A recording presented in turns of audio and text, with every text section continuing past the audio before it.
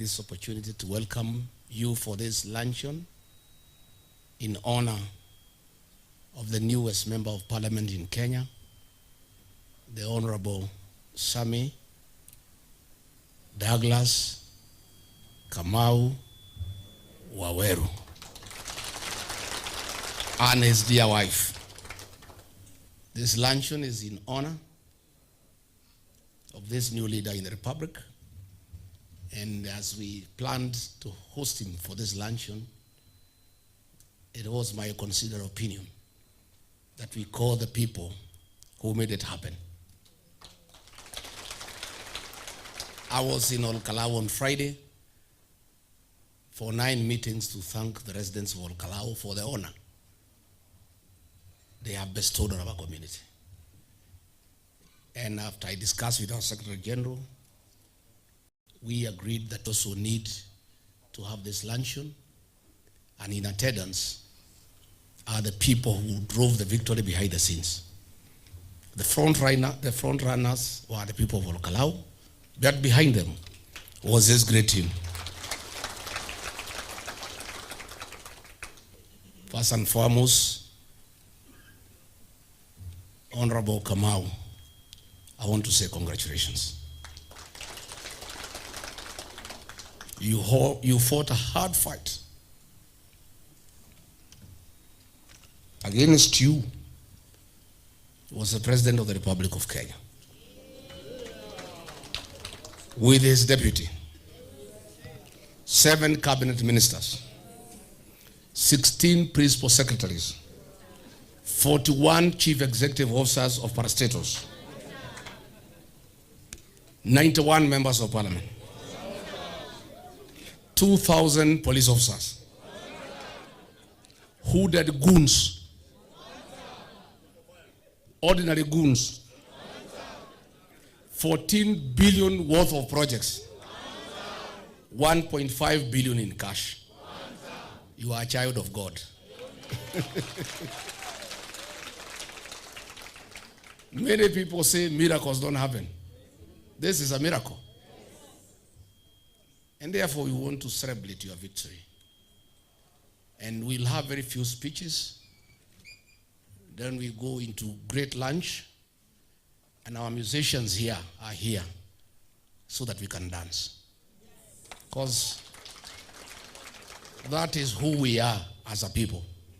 We express ourselves in song and si leo ni siku ya furaha. See, all our great musicians are here. And these musicians who are here, these artists, these are the true patriots of our community. And I want to ask our people to listen to their songs, to attend their functions. Wale wako na biashara wa nyumba hii yetu, watu ya kualika kwa vilabu yenu ni hawa waibaji. These are the people who can never betray our community. And because the community was at crossroad, any artist alikuja Kalou huyo ni wetu. That one we know. That's why we ask them here to come and sing and dance with us. But I also want to appeal to our people in the whole mountain to support these artists. And listen to their songs, dance with their songs, attend their functions. Nataka kuuliza wale wote wana vilabu, Naivasha, Nakuru, Thika Road, huko bypass, weekend zote, Friday, Saturday, Sunday, wenye kuitwa ni hawa. Wacha hata hawa waweke kitu kwa mfuko. Wacha ile ya ukora ya Ruto ya ati kitu mfuko, ati pesa mfukoni. Ile pesa genuine. Tunataka hiyo waibaji wetu wasaidiwe. These are great artists for our people.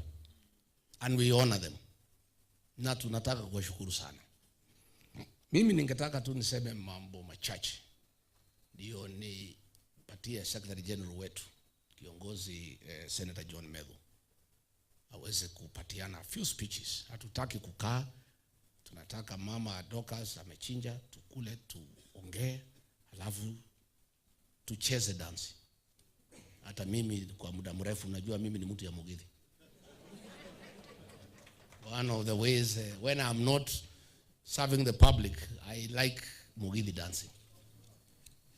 tungetaka pia itutoe stress ile ilikuwa kwa kichwa, si ndio? Ndio tufurahie hapa wa Munyoro leo. First and foremost, I want to say this election of Kalou is one of the greatest political mileage in the mountain. And many things have happened. I have seen Ruto and his people crying that we are celebrating too much because of one election. We are not celebrating this one election. We are celebrating what it means and what it has proven for the country. Why we are celebrating this election, I must explain, is that there has been a perception in this country that William Ruto will buy the people of Kenya and go back to office. And many people have been concerned.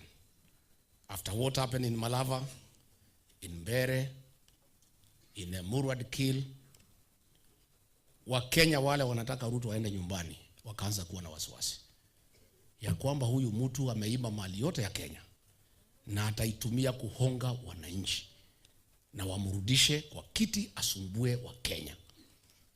Why we are celebrating and we will continue to celebrate for a long time is because the people of Kalou have proven to the people of Kenya that Ruto's dirty money means nothing to the people of this country. The people of Kalou, we want to salute you. This win is not for the mountain. It's not for Kalou. It's for the people of Kenya. All the people who want Ruto to leave office have a reason to celebrate. Because he has stolen too much money and it was anticipated and people are fearful that he'll use the stolen wealth to bribe ordinary Kenyans who are struggling, who are poor, to elect him back to office. The people of Kalou on 16th, between 6 a.m. and 1 p.m., because that is when voting took place. After that, there was no voting. There was voter suppression. Have proven to the people of Kenya that William Ruto's dirty, stolen money, stained with the blood of Gen Zs, means nothing to the people of Kenya. Na hata akitumia pesa ngapi ataenda nyumbani. Number two, why are we celebrating this win? Is because it has now come clearly you cannot deceive the people of Kenya anymore. William Ruto deceived Kenyans first with the Bible. He came with the Bible. He said he is saved. He was in church every Sunday, sometimes 2-3 churches for 9 years. And Kenyans believed he is a true Christian who is saved. And the Church of Christ for once believed the Church of Christ has a candidate. And he deceived the people of Kenya. He also gave a lot of lies about the bottom-up economic transformation, saying that he will lift people from the bottom to up, saying ataweka watu pesa mfukoni. Instead ya kuweka watu pesa mfukoni, ile kidogo walikuwa naye akatoa. The man has been unmasked, amejulikana, na Wakenya wote wamejua uongo wake. So why is this issue of deception important in Kalou? He came to deceive the people of Kalou. He brought a train that has not been there for 46 years. He brought 2 boats. He graded and murmured all feeder roads. He launched a tarmac road. I'm told the equipment has now left. Yeah? He pretended to put transformers in every village. He brought water tanks. He brought irrigation pipes. He went ahead to touch the household. He brought blankets. He brought mattresses. He brought even shoes. He brought gas cylinders. It was all deception. He was deceiving the people.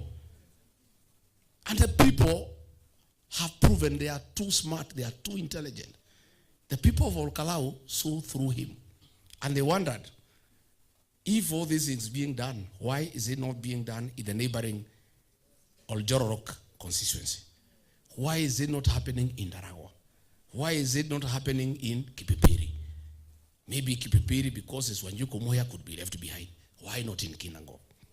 The people of Kalou, like all Kenyans, saw through the deception. That is why we are celebrating. Because William Ruto can no longer deceive the people of Kenya. That is why we are celebrating. We are not just celebrating the win. It has so many ramifications. Number 3, we are celebrating the very energy, the very intention of Kenyans to come out and vote in large numbers. The voters of Kalou woke up at 5. The whistles, past one to my instructions, were blown at 3. And there was a repetition at 4, just in case you went back to sleep. By 5, the queues were long. And I had said, vote by 11, because I had intelligence. From 12, there will be voter suppression. Between 6 a.m. and 1 p.m., 57% of the people of Kalou had voted. Thereafter, from 1 p.m. to 5, there was no voting. The police goons sent by Mokomen disrupted voting. Had they not disrupted the voting, we would have had a voter turnout of 75%. So what this election means and why we are celebrating is that next year, especially this mountain, I have no doubt in my mind, we shall get a 98% voter turnout. That is why we are celebrating. Again, we are celebrating because we had been sowed fear that William Ruto will steal elections. He'll compromise IBC. He'll bribe people. He'll use goons. He'll use police to steal the election. Why we are celebrating and will continue to celebrate for the next 1 year is that ordinary persons from Kalou stood up to police goons with AK-47 assault rifles and M16 automatic rifles and tear gas and machetes. And they said no. People voted and remained in the polling station and protected the vote. When the police goons sent by Kipchumba became too rough, and we realized that they wanted to disrupt the counting, Senator Medho, the team leader, sent word. And the people on their own looked for rocks. They felled trees and barricaded the polling stations that no goon, armed or not armed, could get anywhere near the polling station. And the people stood firm until the voting was the counting was complete, and organized themselves and escorted the ballot boxes to the tallying center. We are celebrating the capacity of the Kenyan voter to protect the election and to make sure William Ruto cannot steal the election. So when I heard them wanasema kwa nini watu wanakuwa kama kuku moja imetaka mayai, no, it's not the win. It's the implication. And we are saying now, the people of Kenya who want William Ruto to go are welcome to Kalou to do benchmarking on how to protect an election. The people of Kenya are welcome to Kalou to benchmark on how to steal money from Ruto that he has stolen from Kenyans. And there is nothing wrong stealing from a thief. There is no problem conning a conman. Because William Ruto is a conman. The people of Kalou conned him for 90 days. Lakini tumeambia sasa waokoke warudi kwa mambo yao. That is why we are celebrating. It's a victory for the Kenyan voter that it is possible to take stolen money, blood-stained money, dirty money, and still stand firm and exercise your democratic right in accordance to your conscience without being influenced by monetary gains. It has been proven that fake development projects meant to incite voters, to con voters in the guise of development, people can see through the deception. In a nutshell, William Ruto has been unmasked by the people of Kalou. And that is why we are celebrating. So, maybe niseme nikimalizia that I am persuaded now, more than ever before,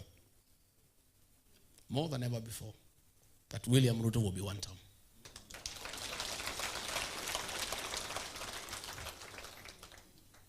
He had targeted this vote-rich mountain with goodies and bribery, empowerment programs, beans, rice, all those things now, it has been proven they have no impact whatsoever. Had they not done voter suppression, UDA would not have gotten double-digit percentage. We would have gotten 94, 95% to achie Mushina 5% ambaye ni yake kama kijana nyumbani.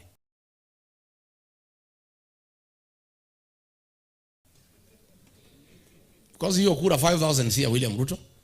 That is for Mushina because ni mtoto ya nyumbani. Na nimemwambia Mushina wewe ni mtoto. Watu ya Kalou hawakuwa na shida na wewe. They had a problem with your association with William Ruto. Mushera na Mukudu. Mushera na Muishi. Mushera na Gideji. That was a problem. That simple Kikuyu proverb was the problem of Mushina. We are asking you, Mushina, your son, come back home. Come and be with your people. The humiliation you faced was not yours. The contest in Kalou was not between DCP and UDA. It was not between Mushina and Kamau. It was between William Ruto and the community. And there is no way William Ruto would have defeated the community because the community is the one that was voting. So it was automatic. And that is why they even wanted to cancel the election. So from where I sit, I want to ask you now as you go back, especially those from this mountain, the consolidation of the mountain vote against William Ruto is complete. There's nothing else to do. I'll be asking you now to give me permission to go to other regions and consolidate my vote. Sindio? Hii kura ya mulima tumefunga. Sasa mimi Secretary General John Medho na timu hii, mimi nawachia nyinyi mulima sasa. Mufunge kabisa. Mufunge kila jia, kuna pahali ya mtu kuingilia. I'll be going to the coast, I'll be going to Western now to expand our influence outside the mountain. The job that is remaining now in the mountain, there are 3 responsibilities remaining in the mountain. 1, to continue making sure that our young people are registering as voters. That you must do. You must talk to parents, make sure these young people are taken to the IBC offices to register as voters. Those of you who are aspirants, it is in your interest to spend some little money to facilitate our young people by giving them transport to go and register as voters. The second responsibility I want to give you is to make sure that you continue to popularize our party, the DCP. The election in Kalou has settled the issue of the party for the mountain. The matter is settled. There's nothing else to discuss. Because we have a history in this region. We have a history. And you know history is important. A community works in a certain manner. And this region, the party of choice is always decided in a by-election. TNA of Uhuru Kenyatta was decided in Kangema in 2012. And after that, TNA was a party of choice. There was no discussion. UDA was decided coincidentally in Kalou, in Rurie, and strengthened in Kiambaa. And the matter was settled. The issue of the party of the mountain, the party of Nairobi, has been settled in Kalou, and DCP is a party of the mountain. And that is the way it will be. And anybody who wants to pretend otherwise, it's up to you.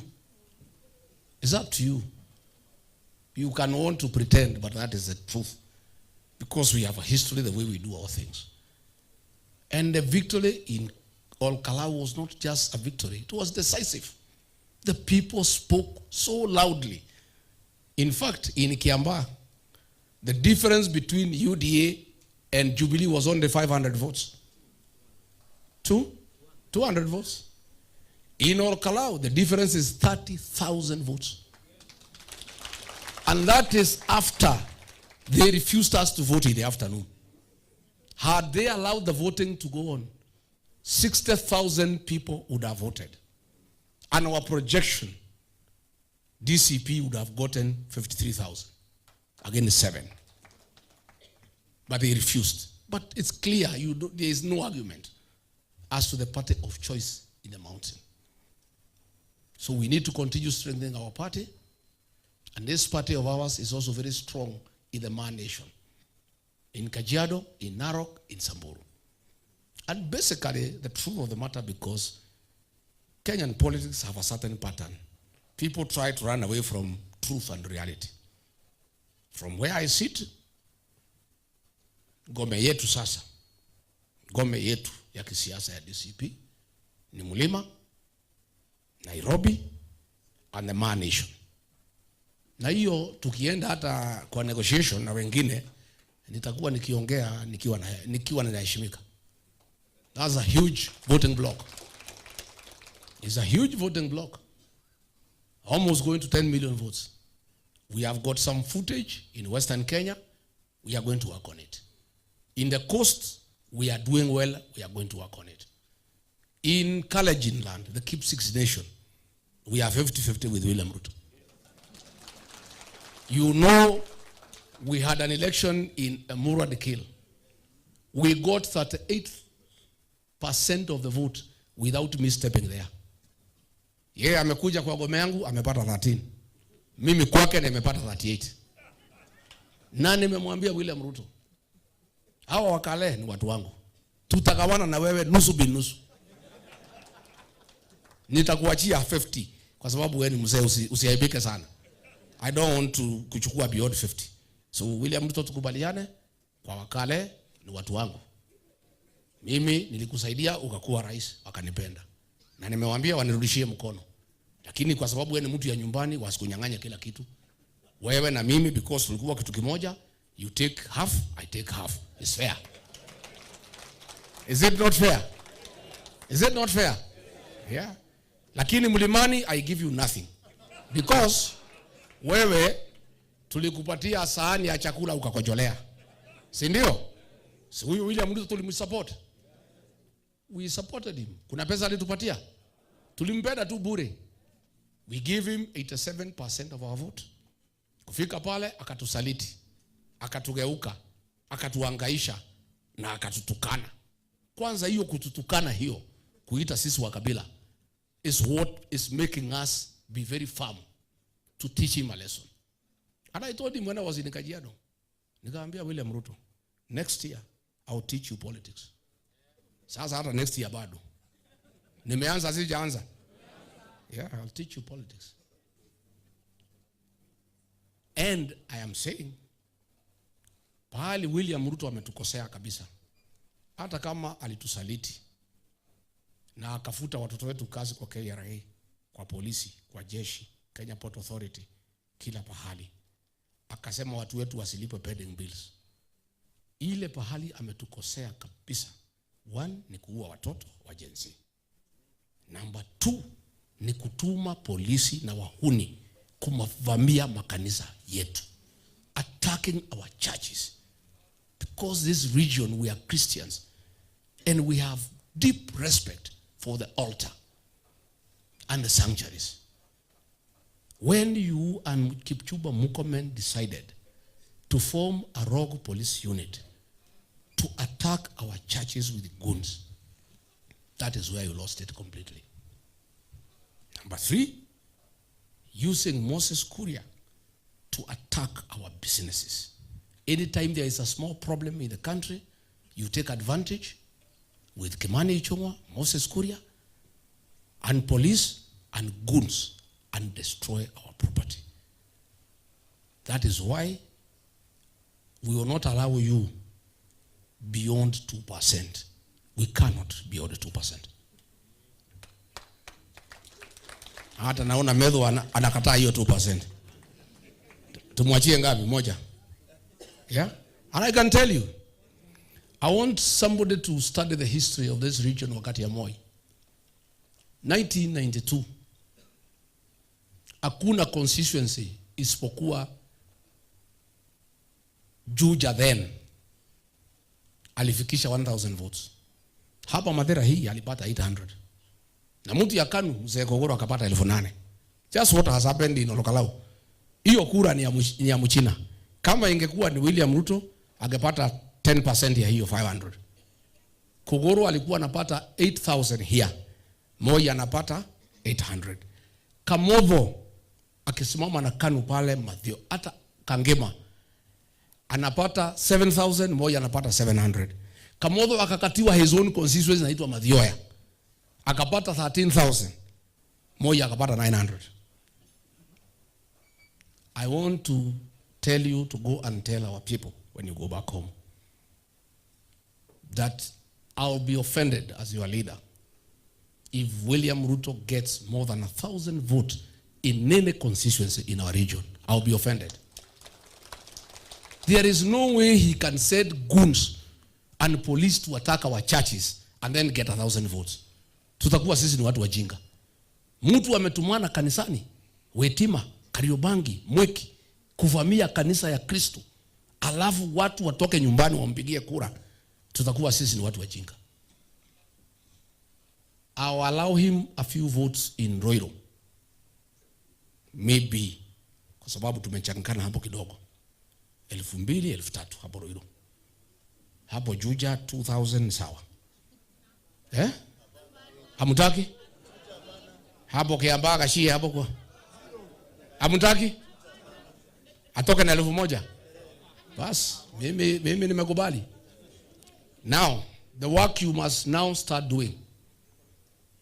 What Senator Medho and Wanjiku Moya under my guidance did in Kalou. You must start early preparation for voter protection. Hatutaki hiyo kazi tufanye dakika ya mwisho. Mwanze saa hii. Ile kituo kikubwa mwanze kutayarisha vijana 500. Wale watachunga kura yetu pale siku ya uchaguzi. Kituo ya katikati 300 na ile dogo 200. Na hao vijana vile tulifanya in Kalou. Zamani we used to do it the other way around. We used to allow the women and the elderly to vote, and then the young men vote later. We have now changed because of the kind of man we are dealing with. We are dealing, I heard Medho yesterday saying, with a dangerous animal last night. And I agree with the Medho. We are dealing with a very vicious man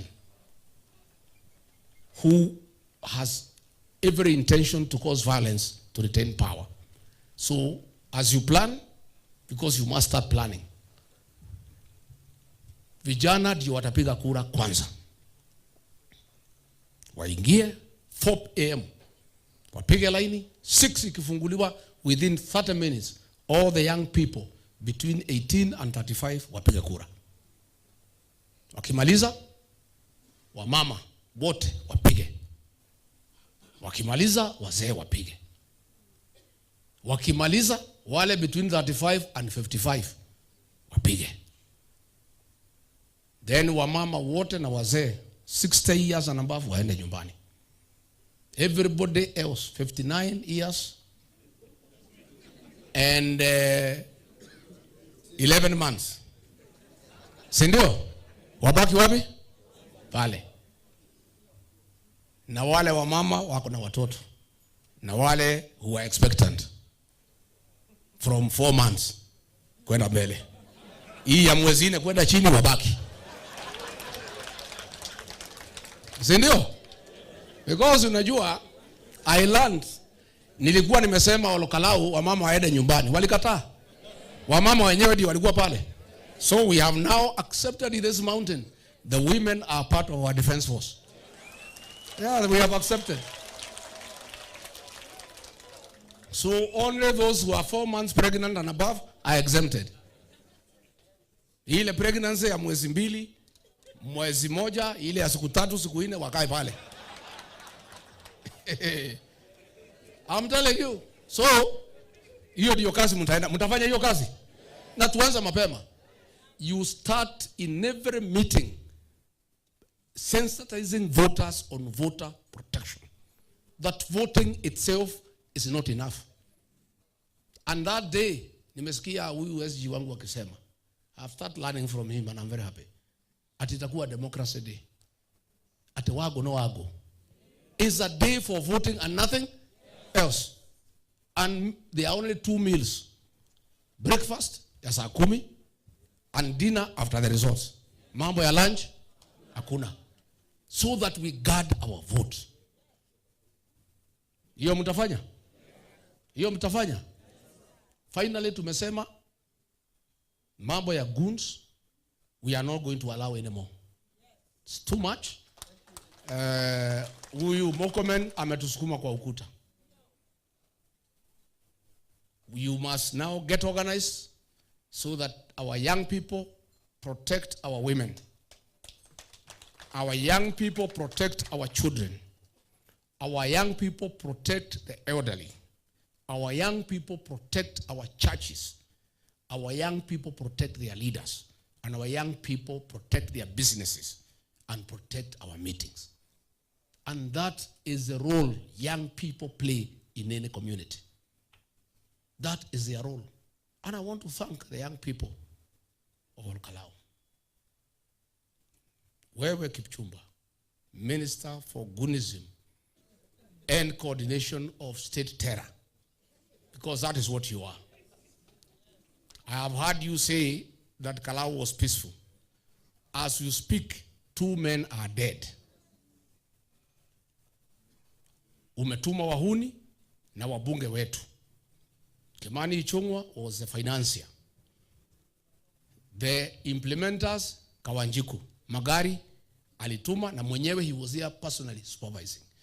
Huyu one wa Muratha ametoka mambo ya kukata keki ameingia mambo ya goonism. Yeah?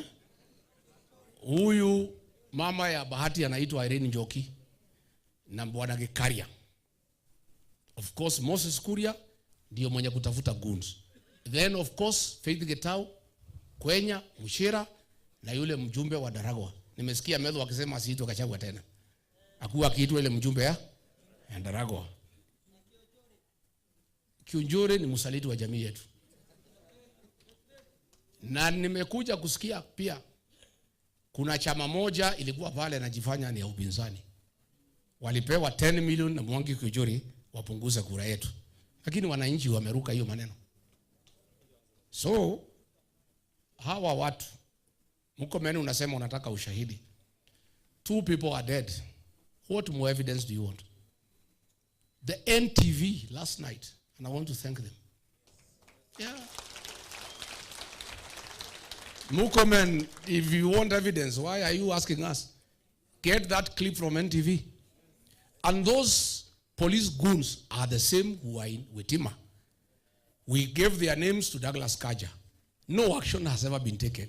So when you tell the people of Kenya, at the DCI is investigating, first give us a report on Wetima. It happened a year ago. Huyu msichana ya hapa Murang'a. Hata nimeona akinipigia simu hapa saa hii. Sasa Unajua sasa hata sijui mimi, I don't know what will happen because hii watu ya Kasoko wananisumbua na masimu. They are really disturbing me. Sasa hata huyu mjumbe wangu hapa ya Mathira on Monday before we voted on Thursday alitumia mimi message. Hapana, kuna wacha tujue hii wasimu na kawa nafikiria nini. Akaniambia mimi nilikuwa mtu yako, ukaambiwa mimi si mtu mzuri. Sijui ukanigeuka ndio mimi nikaenda kwa Ruto. Hata hapa Kalou unandanganywa na akina Medho. Wamebadilisha hii uchaguzi, instead of fighting candidate against candidate, they are fighting William Ruto, and therefore they have lost it. So when you lose on Thursday, ukuja utafuta William Ruto. Hiyo kijana alituma message. So mimi naangalia tu na nyamaza. Because mimi nilijua hiyo strategy ya kupigana na Ruto ndio yenyewe. Because the election was between William Ruto and the community. Medho and team were here, they could not fight Mushina. Mushina is our son. So we were fighting the enemy. So nikajua hii kijana amepotea. So kijana jana ameniandikia message. Anasema you won. Lakini you intimidated our people. Sasa wewe usikuwe mkali sana kwa Ruto. Kuwa kama Raila, mnaweza patana huko mbele. So mimi nikaona because hiki jana ni ya nyumbani, let me advise him. I almost nikafikiria nimwandikie. I thought about it. Kamwandikia. Kamwambia welcome. I don't know whether you live in this mountain. Because if you lived in this mountain, you would know that fellow you are calling WSR is a problem. But you don't seem to understand. My advice as somebody from here is simple. For the remaining time, get as much as you can from William Ruto. And don't spend it on politics. Hata ile mshahara yako usitumie. Itakusaidia mbele kuanza biashara. Na nikamwambia, as long as you and your wife, Betty, don't use the rogue police officers to kill me before then, I'll make sure you don't get more than 500 votes in this Mathira. Na nikamwambia kwa sababu ya bibi yako, because of gender, nitamkubalia 3,000. Nikawachia hapo. Nasikia? So hii watu ya Kasoko wananisumbua. Wanatafuta njia ya kurudi nyumbani. My message is one. Mkinikubalia, mimi ni kiongozi wa jamii. Mimi shida yangu ni William Ruto. Sina shida na mtu yeyote. Unless you are attacking us. Wewe mkitaka kurudi nyumbani, muache maneno ya guns, muache maneno ya kuletea watu wetu maharagwe. Hamtaki watu warudi nyumbani? Hamtaki? Mimi naomba tu. You don't want them. Sasa wataenda wapi ni watoto wetu? Ataenda wapi? Sasa what do we do now? Atuwaende Sugoi? But they are our sons and daughters.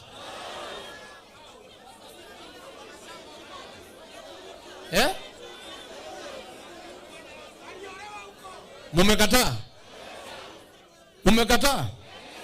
Lakini hii watu ni watu ya mlima, wataenda wapi?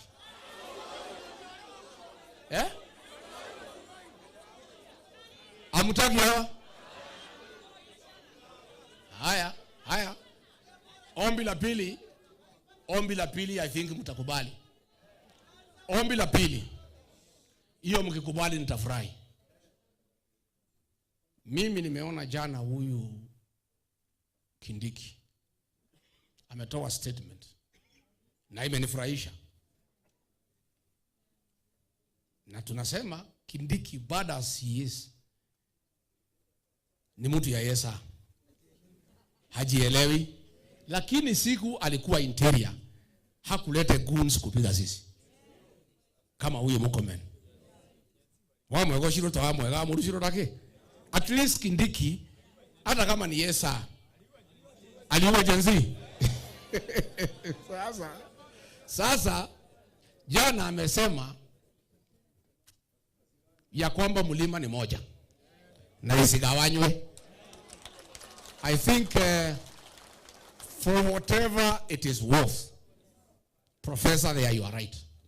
Because the only way Ruto can come back as president is only if the mountain vote is divided.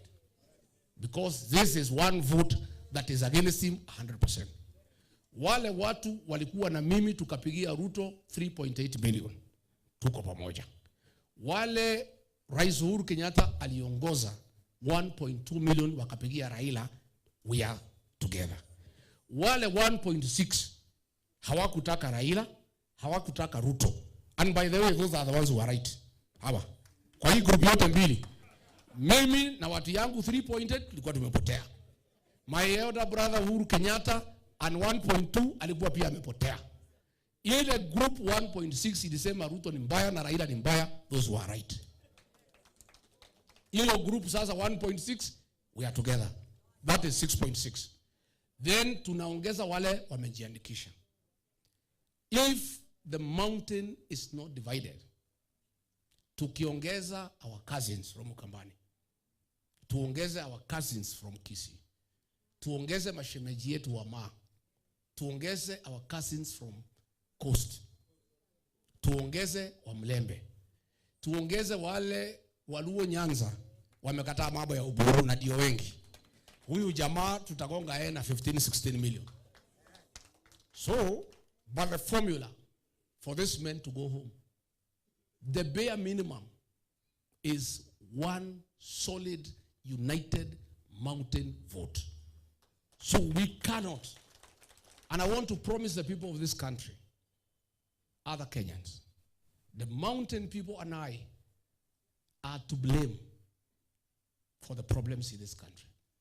Against the advice of Uhuru Kenyatta, against the stand of all other Kenyans, it is we, the mountain people, who made it possible for this man to become president.